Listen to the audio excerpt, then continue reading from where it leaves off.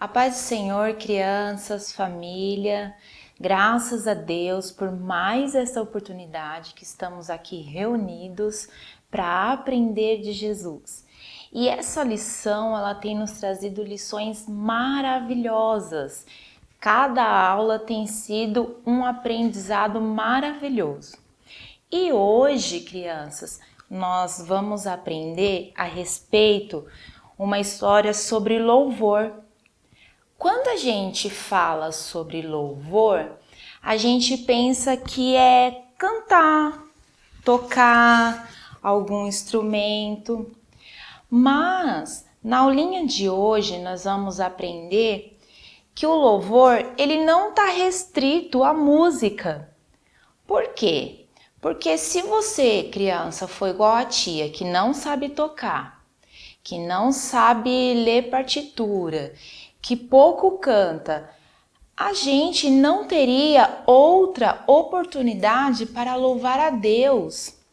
E essa lição, ela vai nos ensinar que existe várias maneiras da gente louvar a Deus sem ser só com violão ou algum instrumento de corda ou com a voz. Vem comigo que vocês vão aprender. Essa lição é muito bonita. O nosso texto, ele fala de Salmo 150 e também vai contar a história que está em Marcos 11, do 1 ao 11, tá bom? O nosso texto áureo diz assim, ó: louvem o Senhor pelas coisas maravilhosas que tem feito. E então, tia, como que a gente vai louvar ao Senhor sem ser só com música? Olha só, crianças, que coisa linda que Jesus nos ensina hoje. O salmista Davi, em todo o tempo, em todas as suas atitudes, no seu trabalho, no seu cuidado com as ovelhas, ele sempre aproveitava a oportunidade para tocar a sua harpa. O salmista Davi, ele era um ótimo guerreiro e era um músico também, né? Então, em todo momento, ele aproveitava qualquer oportunidade para louvar a Deus com a sua harpa, certo? Porém, quando o salmista tornou-se rei, ele também louvava a Deus com expressão corporal, com dança, com gestos, com versos, né? Ele sempre recitava poesias, louvando a Deus por uma vitória de uma luta, de uma guerra. Então, em todas as oportunidades da vida dele, ele sempre estava louvando a Deus, né? O que quer dizer isso, tia? Por enquanto você só está falando de música. Jesus, quando estava aqui na Terra, em corpo presente, ele operava maravilhas, milagres, curava as pessoas, libertava as pessoas de enfermidade, de pensamentos ruins.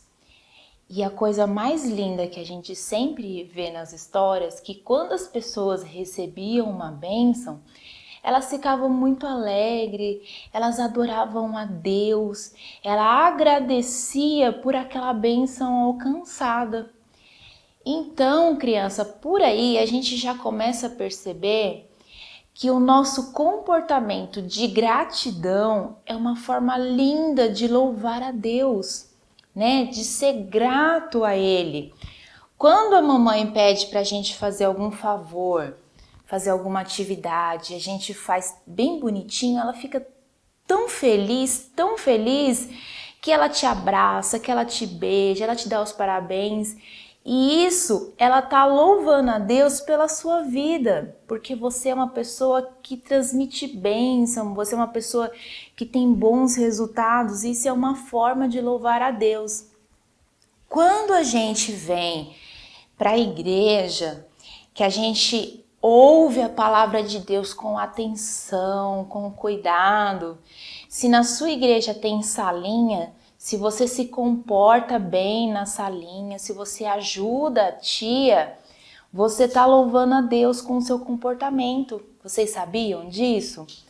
Por quê, crianças? Porque nós fomos criados para simplesmente adorar a Deus, louvar a Ele com as nossas atitudes, com as nossas ações, com os nossos pensamentos, né? Por exemplo, também, uma forma de louvar a Deus é orando, conversando com o Papai do Céu. Ele fica tão feliz quando a gente fala com ele, quando a gente pede por algum amiguinho. É uma forma de louvar a Deus. Outra coisa também muito interessante, eu não sei se você já conseguiu juntar as palavrinhas, mas ler a Bíblia, estudar a palavra de Deus é uma forma maravilhosa de louvar a Deus, porque a gente está aprendendo tudo que Ele quer nos ensinar através da sua palavra. Então, é uma atitude que louva a Deus. Tia, mas eu não sei ler sozinho. Vamos ler em família? Papai, mamãe, vamos ajudar as crianças a em todos os momentos, em todas as atitudes, louvarem a Deus? Outra coisa também maravilhosa, ser grata a Deus pelas estações do ano, por tudo que nos vem. Nós temos alguma estação preferida, primavera, o verão, o outono, o inverno. Nem todo mundo gosta do inverno, mas todas essas coisas são necessárias para nosso bem-estar e o Senhor se agrada quando agradecemos a Ele por isso. Pelo alimento, crianças, olha só, quanta coisa a gente pode louvar a Deus. E uma coisa muito importante que nós não podemos esquecer, de louvar a Ele pelo sacrifício dele na cruz, por mim e por você, né? Que o nosso coração possa sempre louvar a Deus com gratidão por tudo que Ele tem nos feito.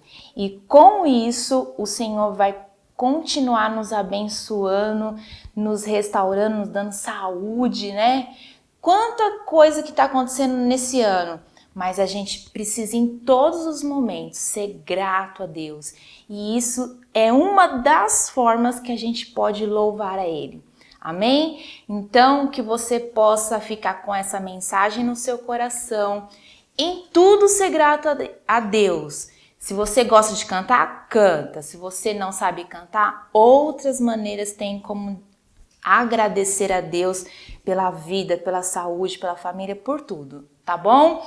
Que Deus abençoe vocês. Até a próxima aula, se Deus quiser.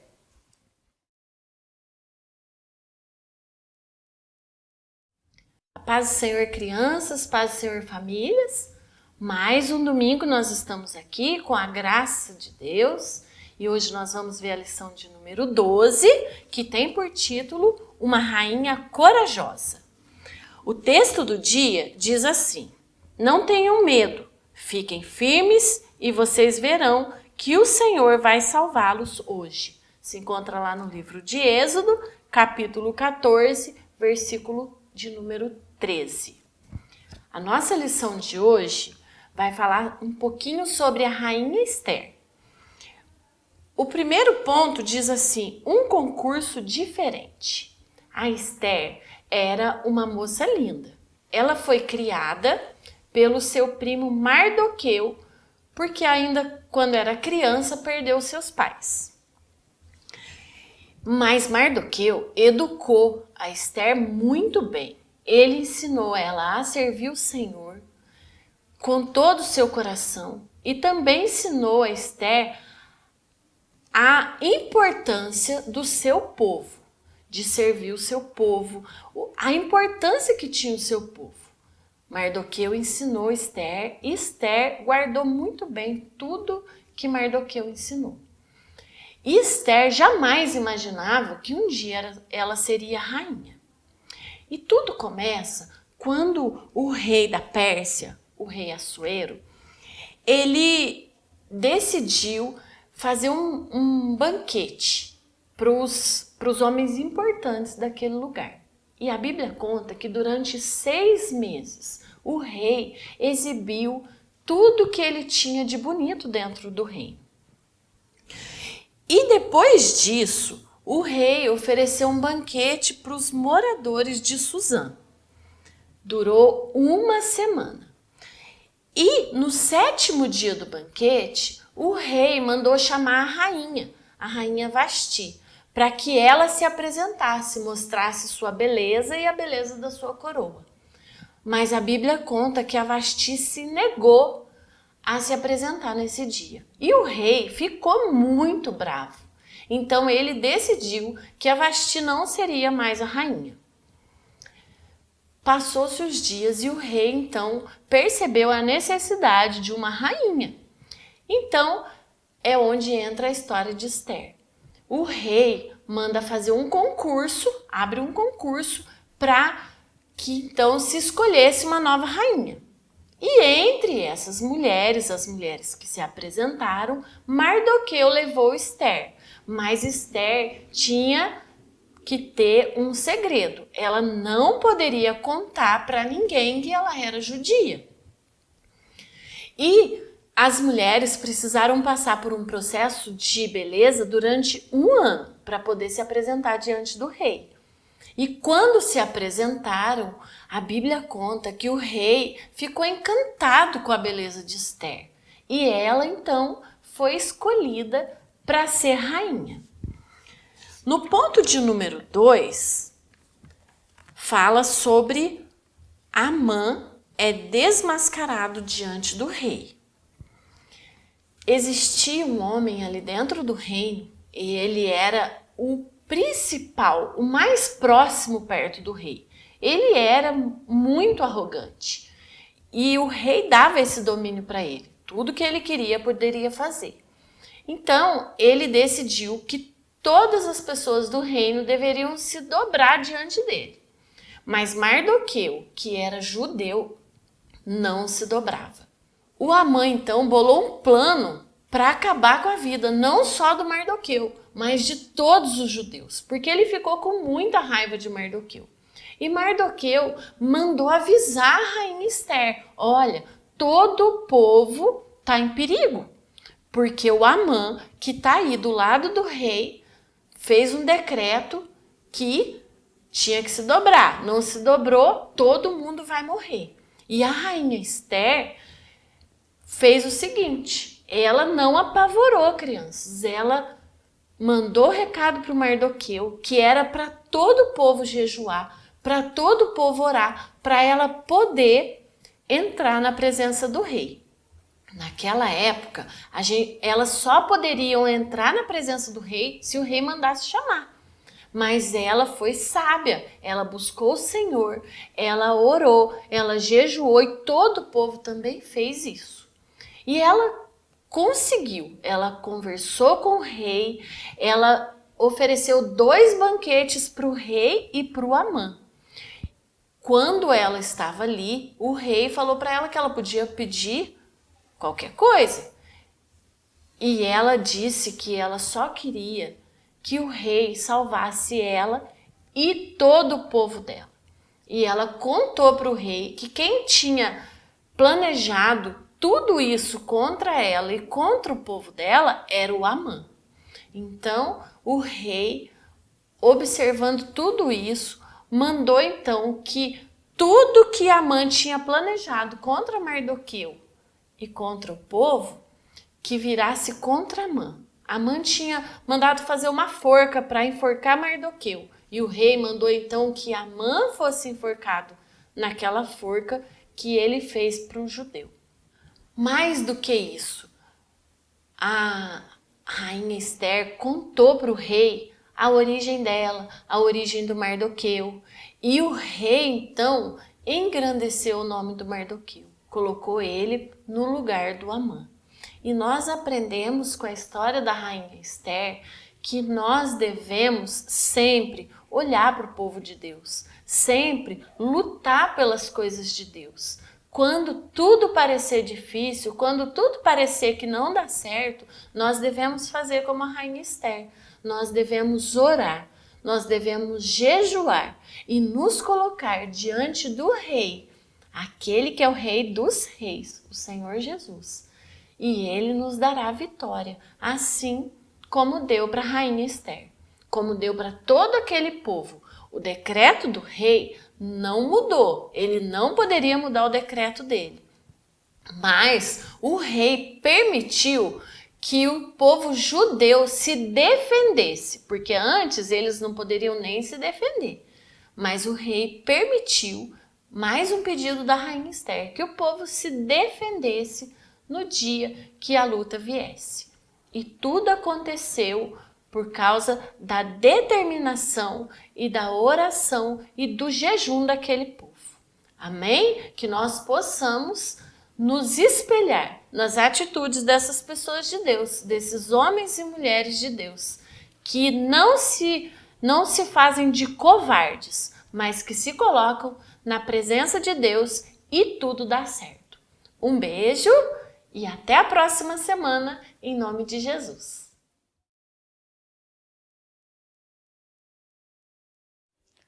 Paz do Senhor, queridos adolescentes, paz do Senhor, irmãos, família da nossa AD Madureira e de todo o Poços de Caldas, de todo o Brasil. Deus abençoe vocês neste dia. Hoje estou aqui para apresentar para você a lição de número 12, que tem por título Testemunhando a Cristo. Nossa mensagem valiosa, ela se encontra em 1 de Pedro, capítulo 2, versículo 9, que diz: Mas vós sois a geração eleita e sacerdócio real, a nação santa e o povo adquirido, para que anuncieis as virtudes daquele que vos chamou das trevas para a sua maravilhosa luz. E a verdade aplicada fala que o testemunho verdadeiro do cristão ao mundo é sua própria vida. Olha que interessante nossa mensagem valiosa. Ela fala: vocês são o sacerdócio real. Nós podemos ver naqueles países que têm a monarquia como um de seus poderes, que significa que tem rei, rainha, como Holanda, como a Espanha, como a Inglaterra. E nós vemos que essas famílias são famílias modelos, que elas não podem ir a qualquer lugar, elas não podem se vestir de qualquer jeito, elas não podem nem sequer pintar seu cabelo de qualquer jeito, usar qualquer tipo de sapato. Eles têm um rígido modo de vida, de vestir, de andar, de se conduzir, até de fazer o gesto. Por quê? Porque eles representam uma nação. Eles têm que ser exemplo, eles têm que ser a figura que está exposta para o mundo todo. E eles fazem isso. E muitos deles às vezes são ateus, às vezes são politeístas, católicos, não têm temor a Deus. E como que eles conseguem representar bem aquilo que eles acreditam, aquilo que eles herdaram de seus pais, de sua mãe, de seus parentes. E Deus não fala que a gente é o sacerdócio real. Então nós somos os príncipes, adolescente, menino, menina, você é o príncipe do Senhor, você é a princesa do Senhor. Deus é nosso rei, Jesus é nosso rei, nosso Senhor. E a gente tem que se comportar como tal. Nós temos que demonstrar que realmente somos, demonstrar de onde que a gente vem. Nós vemos cada nacionalidade, cada país tem sua cultura, tem sua maneira de vestir. E você vê algumas que são super distinguidas, você vê de onde que é. Ah, ela é da China, ela é da África, ela é da Austrália, ela é dos Estados Unidos. Então nós precisamos nos identificar como verdadeiros embaixadores de Cristo nessa terra. Por isso que essa lição de número 12 nos vai ensinar como ser esse sacerdócio real aqui na terra do Senhor. Então a gente tem que demonstrar isso com nossa maneira de falar, com nossa maneira de vestir, com nossa maneira de pensar, de nos conduzir. Nós precisamos, meninos, meninas, ser exemplos de tudo. Ser, como disse o primeiro tópico, uma carta viva. A gente é uma carta lida por todo mundo. Muitas das vezes não precisamos falar. Com nossa atitude, com nosso comportamento, as pessoas ficam muito atento o que a gente vai falar, o que a gente vai fazer em certas circunstâncias da vida, até espera ver como que a gente vai ser? Se nós vamos ser aquilo que a gente fala ou nós vamos fazer o que o mundo faz. Então, nós, no primeiro tópico, vamos aprender isso, que nós somos a carta viva, né? Nós somos a Bíblia andante, ambulante nessa terra, que as pessoas chegam a ler em primeiro lugar. E para isso, nós precisamos refletir o amor de Cristo, refletir o verdadeiro comportamento que Jesus teve nessa terra e ser como Ele. No tópico 2, nós vamos saber que é necessário também ser o bom perfume. Tem pessoas que elas têm como que eu posso falar, uma habilidade mais desenvolvida no olfato. Ela consegue ouvir a 3 quilômetros o cheiro, quando ele é bom e quando ele é ruim. E o bom perfume é muito desagradável sentir um cheiro ruim. A gente passa mal, alguns têm dor de cabeça, têm vontade de vomitar por sentir um cheiro ruim. Nós, como filhos de Deus, como testemunhos vivos de Cristo, como uma nação santa, nós precisamos exalar um bom cheiro. Nós precisamos, quando a gente chega a um lugar, mudar o ambiente. Que a presença do Espírito Santo esteja na nossa vida e nós chegar ao lugar e mudar o ambiente, mudar o cheiro. Tem ambiente que você chega que parece que tem um cheiro podre, um cheiro ruim, né? Mas nós, como filhos de Deus, precisamos chegar e mudar a situação com nossas atitudes, com nossa maneira de falar, ter palavras suaves, ter palavra de vida, ter palavra de ânimo. Às vezes, quando nós vamos a um lugar, tem pessoas só chorando, só reclamando da vida, mas que nós possamos levar a esperança de Cristo onde quer que a gente esteja e a gente exalar o perfume do Senhor. E no tópico 3, nós vamos aprender que nós também somos a sal e a luz no mundo, né? Pode ter uma vela só acendida em uma escuridão e ela tem o poder de desfazer as trevas. Então, tendo uma luz, você sendo uma luz no lugar que você esteja, você vai ver que as trevas vão se espalhar, as trevas vai se acabar. Então nós precisamos ser luz onde quer que estemos. Nós não somos somente crentes aqui na igreja, nós precisamos ser um bom testemunho, nós precisamos atuar, agir, ter um modo de vida como verdadeiros princesas e príncipes do Senhor. E a sal, em 2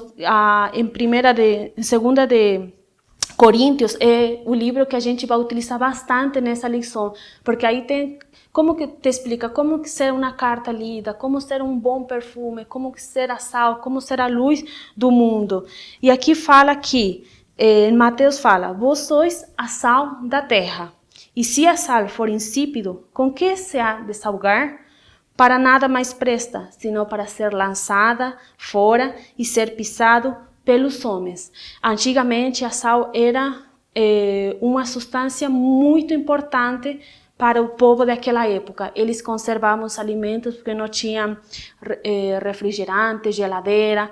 Eles conservavam a alimentação, as carnes, colocando sal nesses alimentos para não se estragar.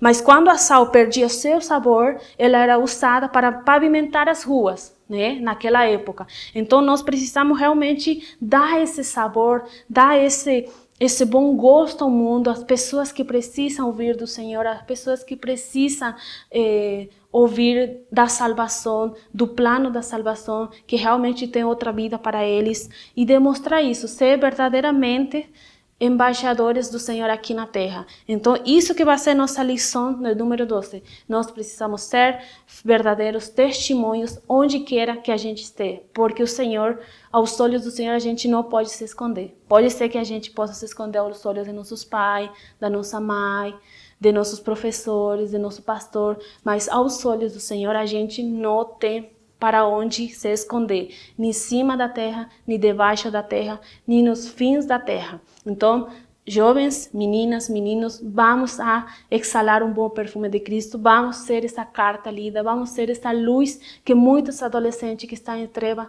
precisam de nós, de nossa vida, de nosso testemunho para sobreviver e para sair. Deus abençoe, um beijo grande.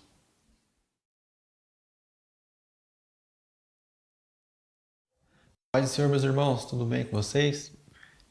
Hoje a gente vai estar estudando a nossa lição de número 12, da revista voltada para os adolescentes de 13 a 17 anos. E o tema da nossa lição de hoje vai falar sobre batalha espiritual, uma guerra invisível. O versículo-chave nosso diz assim: porque as armas da nossa milícia não são carnais, mas sim poderosas em Deus para destruir fortalezas. 2 Coríntios 10, 4. O objetivo dessa lição, ele tem como principal foco saber que para prevalecer na batalha espiritual é preciso usar a armadura de Deus. Algo muito importante aqui nessa lição, logo na introdução a gente pode perceber que Paulo, ele sempre usava alguns exemplos muito específicos, para esclarecer algumas coisas para os cristãos na época. Então, no contexto aqui que a gente encontra Paulo escrevendo uma carta ao pessoal de Éfeso, ele usa o exemplo da questão da armadura, se revestir da armadura do Espírito. Então, era algo muito presente no cotidiano das pessoas de Éfeso. Então, como Éfeso estava sob o domínio do Império Romano, era muito comum eles se depararem no seu dia a dia com os soldados romanos. Então, era muito fácil para Paulo exemplificar essa questão de como se revestir da armadura de Deus, para vencer as batalhas espirituais. Algo muito interessante que fala aqui, também na nossa introdução, é que Paulo, ele nos alerta a não ser totalmente alienados a isso. A questão da batalha espiritual é muito importante ela ser levada de uma forma sábia, para que a pessoa também não atribua todas as suas dificuldades, seus problemas, a uma ação do inimigo. Então é interessante essa lição, porque ele nos esclarece sobre isso, sobre a gente não viver totalmente alienado e também não viver alheio, achar que essa questão da batalha espiritual não existe. Então é muito interessante esse ponto que a lição trata, baseado nos ensinamentos de Paulo. O tópico número 1, ele fala sobre conhecendo o inimigo. Até ele usa um exemplo aqui na nossa lição. O autor diz que qualquer batalha que a gente for enfrentar, ou até mesmo numa partida de futebol que seja, é muito importante se estudar o adversário. Então esse tópico ele vai tratar justamente sobre isso, até alguns pontos que a gente pode até se confundir dentro das próprias escrituras. Então, no tópico 1 ele deixa bem claro sobre a importância da gente conhecer de fato com quem a gente está lidando. O tópico número 2, ele fala sobre discernir as ações do inimigo. No tópico número 2, tem algumas nomenclaturas que a gente às vezes até encontra durante toda a Bíblia, e é muito importante a gente assimilar quais lugares da Bíblia a Bíblia está se referindo ao diabo. Então ela usa alguns pontos aqui, nesse tópico número 2, para a gente poder discernir as ações, como o diabo age, como Deus permite que o diabo age. E é muito importante a gente estar atento a esses pontos também. O tópico número 3 é onde vai tratar sobre a questão das as armas espirituais do cristão. Então, cada ponto que Paulo levanta sobre a questão de se revestir da armadura do Espírito de Deus é muito interessante, porque ele usa esse exemplo e é muito específico, cada objeto que um soldado romano utilizava em sua armadura, e ele traz isso para o contexto espiritual. E é muito interessante porque ele sempre nos alerta, porque a nossa luta não é contra a carne ou o sangue. Então, ele deixa bem claro que a nossa luta não é contra o próximo, contra o nosso irmão, mas sim contra realmente a questão espirituais. Com isso que a gente deve se fortalecer e se posicionar de forma a fim de batalhar, de lutar por uma vida cristã genuína. Concluindo essa lição, Paulo ele vai nos alertar que a batalha espiritual ela não é uma brincadeira, ela realmente existe e que de fato a gente deve se posicionar de uma forma sabendo que maior é o que está conosco do que o que no mundo está. Então ele deixa muito claro que todas as ações do diabo, do nosso adversário, elas são permitidas por Deus. Então ele tira, de certa forma, esse poder, né, do diabo, para que a gente possa realmente, né, saber que tudo que nos acontece é uma permissão de Deus na nossa vida. Então o diabo ele não brinca, né, ele está ali ao nosso derredor, né, buscando uma brecha para nos tragar. Mas maior é Deus que está nos cobrindo e nos revestindo da sua graça, da sua misericórdia e sempre colocando sobre nós a sua armadura. É isso aí, muito obrigado pela atenção e bons estudos.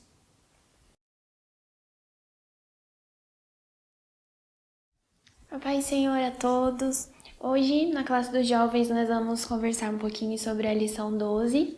O título dessa lição é O Poder do Perdão. Então, para começar, eu queria estar lendo a verdade aplicada, que diz assim: o perdão nos liberta do passado para nos fazer lograr uma vida plena. Nessa lição, nós vamos ver que José, no decorrer dessas lições que nós estamos estudando sobre a vida de José, nós vamos ver que, apesar de ter sido magoado, ferido e machucado por seus irmãos, José, ele teve a escolha de perdoar. Então, já de começo nós podemos ver que o perdão, ele é uma escolha. No Antigo Testamento, o perdão significa aliviar alguém das suas ofensas, da carga de suas ofensas.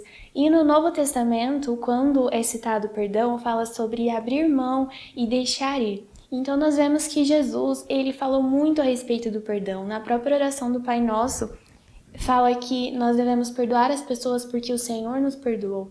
E através de parábolas, Jesus também falou sobre o perdão.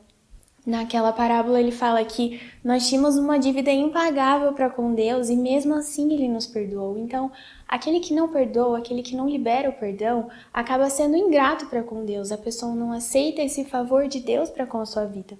E quando eu estava estudando essa lição, eu lembrei de um princípio do direito, que esse princípio se chama non bis in idem. Esse princípio, quando aplicado no direito penal, ele fala a respeito de que a pessoa não pode pagar 2 vezes pela mesma pena. E trazendo isso para a nossa lição, o que a gente pode entender? Ninguém pode pagar 2 vezes pelo mesmo erro. Se Deus já perdoou o seu irmão, então quer dizer que eu devo perdoar o meu irmão. Eu não posso fazer ele pagar 2 vezes pelo mesmo erro, porque Deus já o perdoou, né? E a nossa lição também traz uma reflexão muito importante do escritor William Shakespeare, que diz assim: guardar ressentimento é como tomar veneno e esperar que a outra pessoa morra. Então, o perdão, quando você consegue liberar o perdão, você esvazia a sua alma, você consegue se livrar de todo esse peso que fica dentro de você, de toda a mágoa, e estando vazio, você consegue liberar espaço para que você possa se alimentar dos sonhos de Deus, dos projetos que Deus tem para a sua vida. José, como nós estamos falando sobre a vida dele, ele poderia ter sido um jovem que poderia ter se alimentado de rancor, de mágoas, de desejo de vingança, né? Porque esses sentimentos, eles permeiam a nossa vida quando nós passamos por situações assim. Infelizmente é comum entre nós, quando alguém nos fere, alguém nos magoa, a gente quer vingança, quer que aquela pessoa pague por aquilo, e José foi um jovem que deixou esse grande exemplo pra gente. Ele abraçou e chorou com seus irmãos e ele estava sendo sincero. Do fundo do seu coração, ele liberou esse perdão para com seus irmãos. E o que eu queria passar para vocês hoje é que um passado bem resolvido te traz possibilidade de enxergar um futuro brilhante. Porque quando nós guardamos mágoa, quando nós não conseguimos liberar esse perdão, é como se nós estivéssemos acorrentados no passado, vivendo aquilo diariamente, e nós não conseguimos enxergar o futuro que o Senhor tem para nós. O que o Senhor queria que a gente aprendesse com aquela determinada situação. José, ele teria travado a sua vida e ele não teria vivido todos aqueles propósitos, todos os sonhos de Deus se ele tivesse vivido no passado. Se ele tivesse o tempo todo remoendo aquilo, como meus irmãos me traíram, meus irmãos me machucaram, então eu quero que eles paguem por aquilo. Mas não, José, ele teve essa escolha e ele decidiu perdoar. E Deus, ele conhece a nossa dor, ele conhece os nossos pontos de fraqueza, ele sabe onde dói, mas no seu infinito amor, o Senhor nos diz que ele quer que nós aceitamos, que nós sejamos humildes para aceitar que ele cura as nossas feridas, que ele sare isso que está doendo dentro de nós. E o perdão, então, ele está diretamente ligado com a gratidão. E um coração grato, ele atrai bênçãos para a nossa vida, atrai bênção para as pessoas que estão ao nosso redor. E como discípulos de Jesus, que nós tenhamos em mente que nós devemos levar vida para as pessoas e não morte. José, ele teve essa escolha, ele decidiu abençoar as pessoas que estavam à sua volta para que ele também fosse abençoado. E algo que é muito simbólico nessa trajetória de José com a questão do perdão são os nomes dos seus próprios filhos. Mais tarde, quando José vai dar o nome para os seus filhos, ele tem primeiro Manassés, que é o seu primeiro filho, e o significado do nome de Manassés é que o passado já está resolvido. E o seu segundo filho, Efraim, fala sobre prosperar na terra da aflição. Então, o que os filhos de José têm para nos falar a respeito dessa história? Primeiro é necessário perdoar, primeiro é necessário resolver as suas mágoas do passado, tudo o que aconteceu.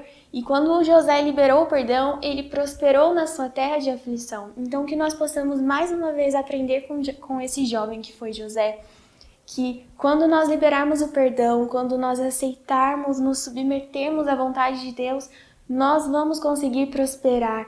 E prosperar, eu digo, no sentido de viver aquilo que você nasceu para viver, viver os propósitos de Deus para a sua vida. Então é isso, que Deus abençoe a todos e que mais nessa lição nós possamos aprender com José e sermos humildes, sermos pacientes e estarmos dispostos a viver os sonhos de Deus. Amém.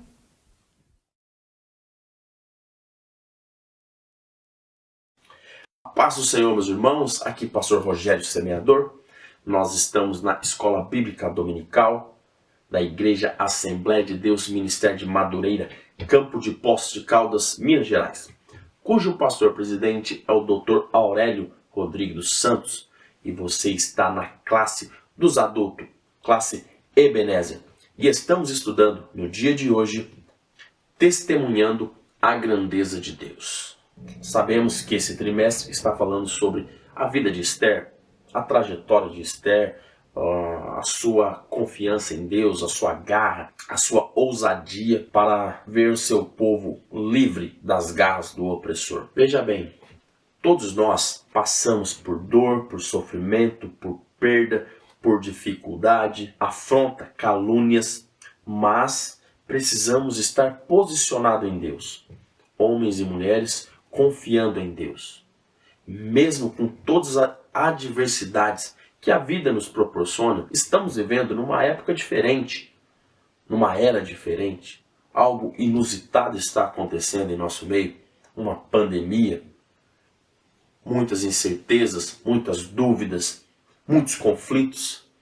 Mas eu e você fomos chamados, como Esther, a nos posicionar como homens e mulheres de Deus para lidar com essa situação com muita graça, com muita confiança, sabendo que Deus tem o melhor para nós, sabendo que a vida e a morte está nas mãos do Senhor, está sob o controle de Deus, mas nem por isso nós vamos esmurecer, nem por isso vamos viver como se tudo está bom. Não, não está bom.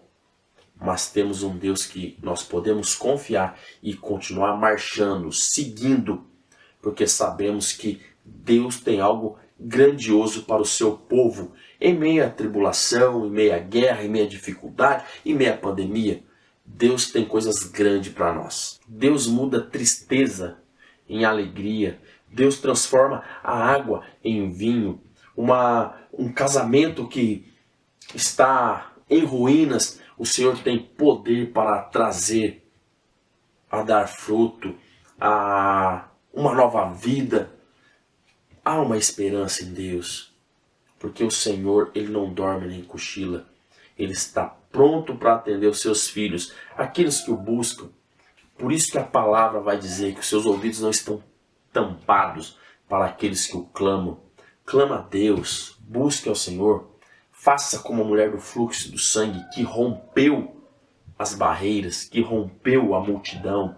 Faça como o cego de Jericó, que clamou ao Senhor como nunca. Faça como tantos outros homens e mulheres da Bíblia que acreditaram, que depositaram a confiança em Deus e receberam o milagre. O nosso Deus é um Deus de milagre. É um Deus que opera hoje. Um Deus que operou no passado, é um Deus que opera no presente e é um Deus que opera no futuro. O Senhor é o nosso juiz, é o nosso advogado. Devemos testemunhar daquilo que o Senhor já fez na nossa vida, aquilo que Ele prometeu, quantas coisas o Senhor já mostrou para nós, quantos livramentos, quantas coisas Ele proporcionou para mim e para você, mesmo nós não merecendo. Nós precisamos falar dessas grandezas, dessas maravilhas que o Senhor fez, prometeu e fará. Eu e você somos testemunha ocular de um Deus vivo, de um Deus poderoso. Assim foi na vida de Esther. Esther foi alguém que confiou no Senhor, que colocou a sua vida à prova, que pagou o preço. Alguém que jejuou, que orou, que manifestou a glória de Deus ao se posicionar para defender o seu povo. Ei, meu amigo, minha amiga, levante a cabeça. Você é um representante de Deus na terra. Você é alguém que tem o Espírito Santo de Deus. Você carrega a marca de Cristo. Então você precisa, eu e você, nós precisamos nos manifestar como luz, como sal da terra, como homem e mulher de Deus, que em meio ao caos, em meio à pandemia, em meio à guerra, conflitos, estresse, depressão, opressão, mas Deus é na nossa vida. E se Ele é na nossa vida, essas coisas não podem nos calar, essas coisas não podem nos impedir de glorificar, de exaltar o Senhor, de testemunhar que Ele tem poder para, mesmo depois de morto, Ele dar vida. Mesmo a sociedade dizendo que não tem mais jeito, Ele levanta, põe de pé e mostra que tem jeito sim. Você e eu precisamos falar da onde Deus nos tirou, o que Deus nos fez, da onde Deus nos tirou e aonde Deus nos colocou.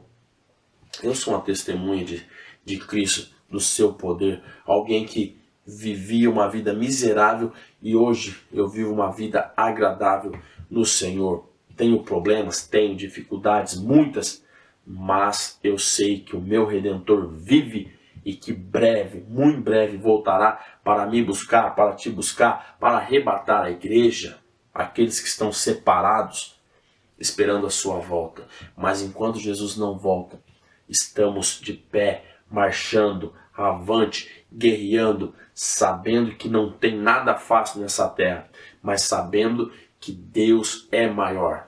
Deus permite a provação. Esther foi provada, mas foi aprovada.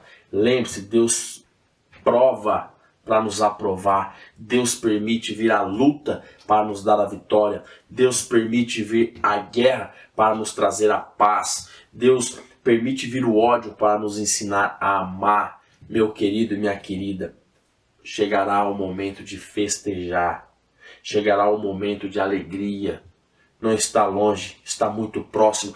Creia, confia no Senhor, faça a sua parte. Manifeste como homem e mulher de Deus com ousadia, com fé, esperança, com graça, com brilho no olhar do Espírito Santo de Deus, porque você é um homem e uma mulher de Deus e foi chamado para fazer a diferença. Assim como Esther fez a diferença no seu tempo, faça a diferença hoje, em nome de Jesus. Essa foi a nossa aula de hoje. Deus te abençoe e muita paz. Até a próxima.